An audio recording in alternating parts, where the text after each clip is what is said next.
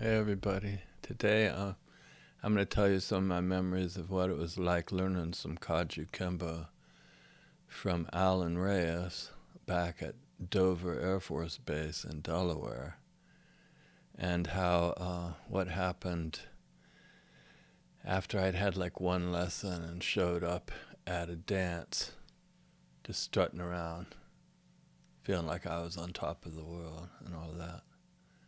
And how yeah, just the cool guy that he was, the Hawaiian culture, and some of the experiences. Like one day he almost lit this wooden stage on fire with his knife dance and stuff. I'll tell you about that in this video. All right, thanks. Oh, here we go. Okay, man. So back in about 1973, Alan Reyes, the son of Aleju Reyes of Kajukenbo fame, he's the one that of all of the various Kajukenbo students, his particular school preferred to keep the Kajukenbo as close to the way Ejano Imperato taught it back in those early days. And then, like any sport, it's modified through the years as to what works and what doesn't work and stuff. But their school, they really valued the like the original sets and the original just applications and grab arts and club and knife tricks and all of that. So, man, what happened is when I was in high school, I had a pretty easy time of it. I wasn't really bullied or anything, but there was a time or two where I was like sitting around in study hall and some dummy came up and messed up my hair and stuff. I did have some guy punch me in the side of the head one time when I was just sitting there, and I had nothing. I had nothing. I was 4'11" in ninth grade, just to give you some idea. But I was happy there was at least one kid that was smaller than me. So I thought, oh man, I'm not at the bottom of the barrel. There's at least that one kid that's shorter than me. And then what happened is that kid went out and joined the wrestling team. I thought, crap, he's proven he's tough. I got nothing. So anyhow, I just stayed in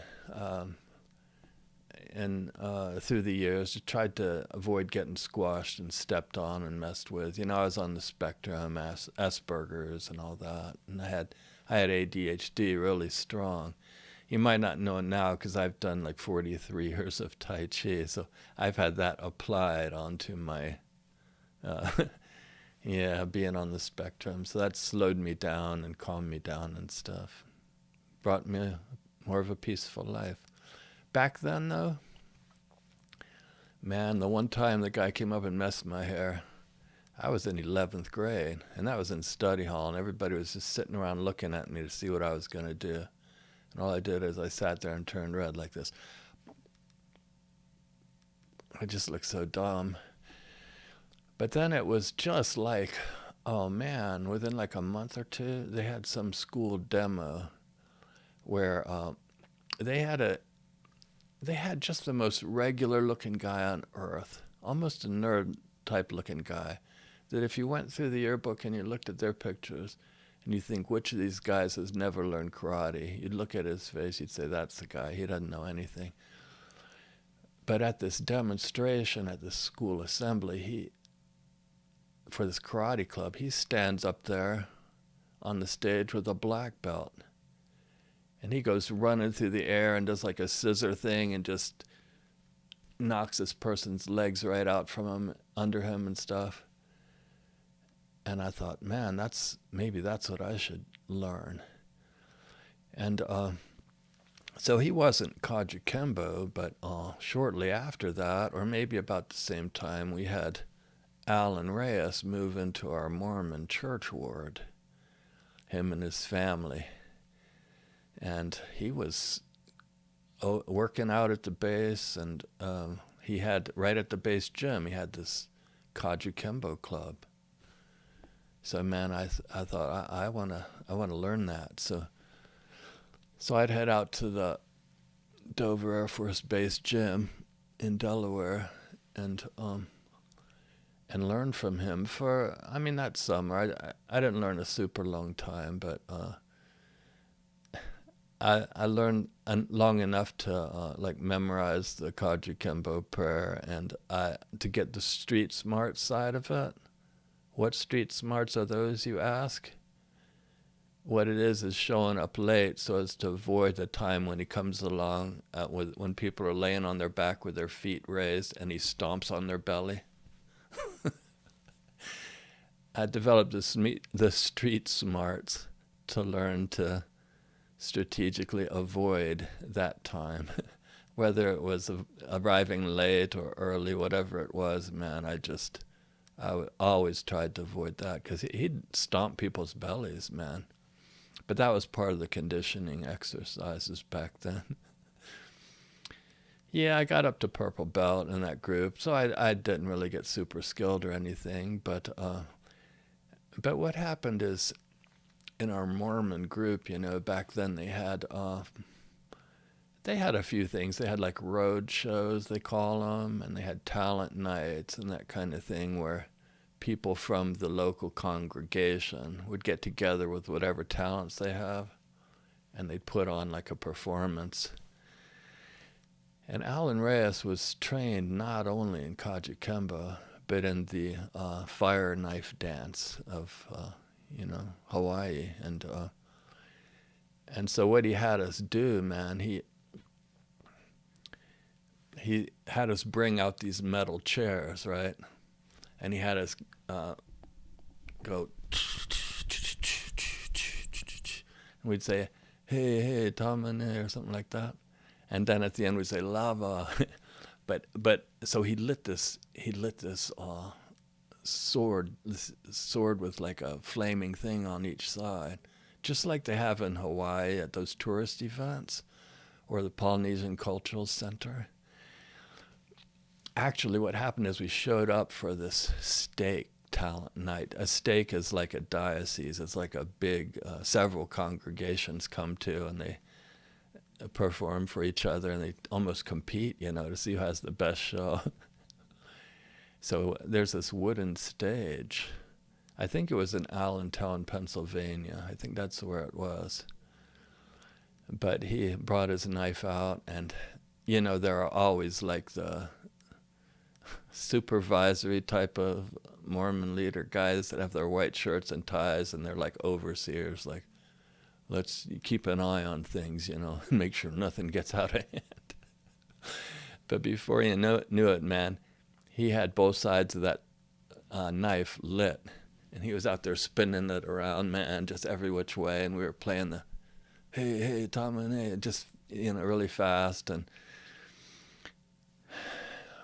basically we had it lit before those guys knew what was going on. So they were just standing there with their fingers crossed, man, hoping nothing would happen on that wooden stage.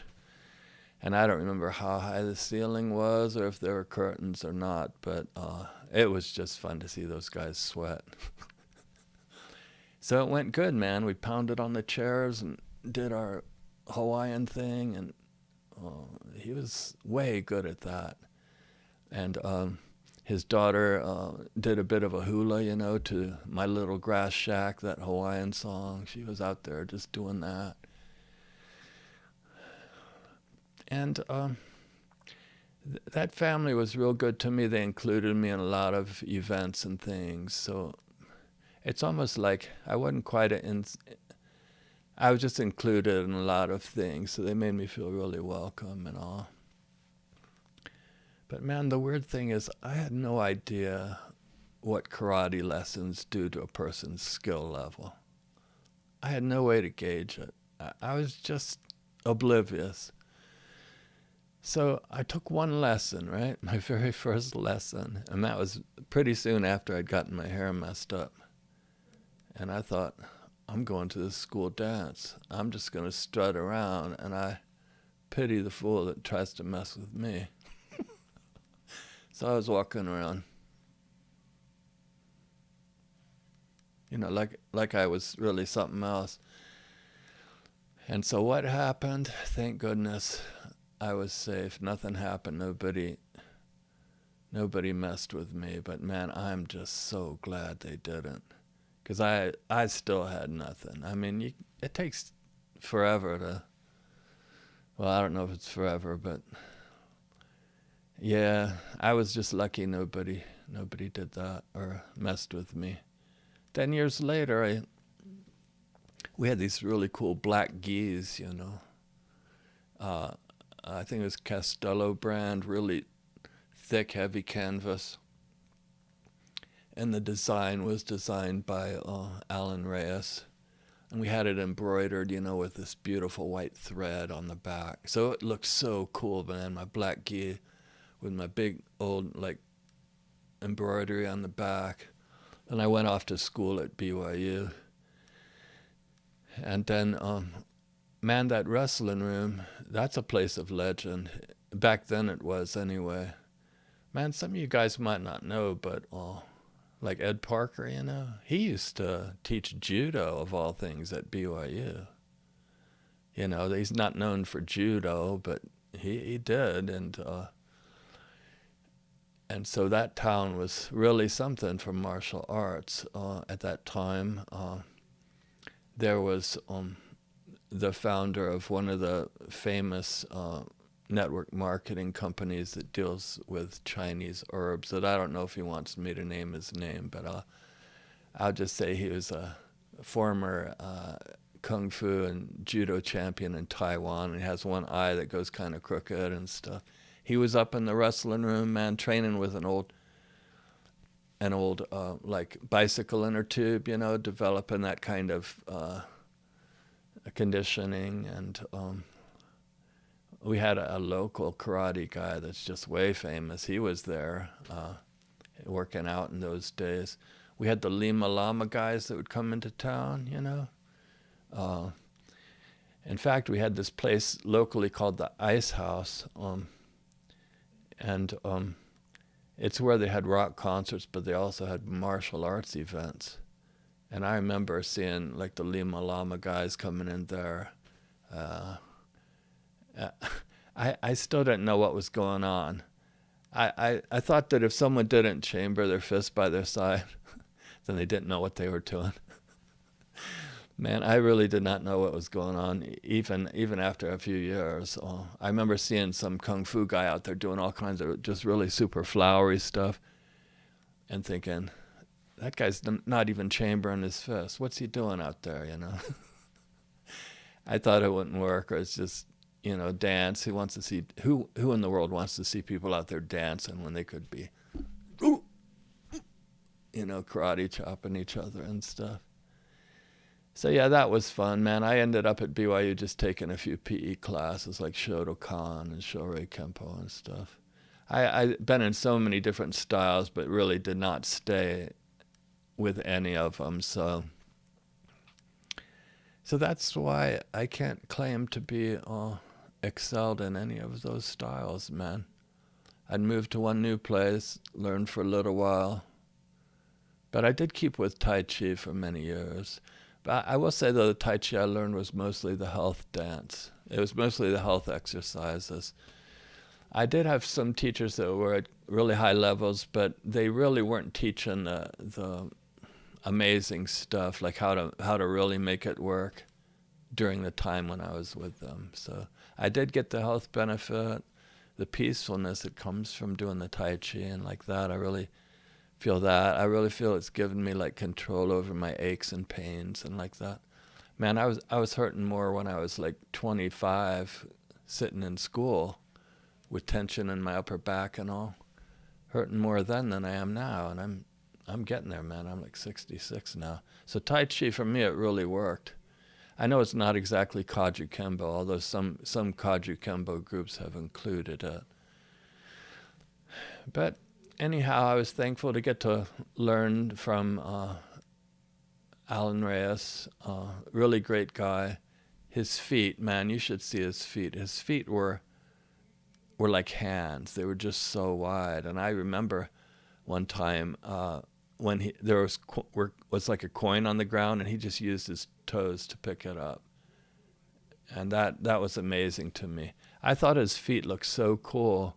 that I used to stand outside my house in Delaware, barefooted, trying to condition my feet, man.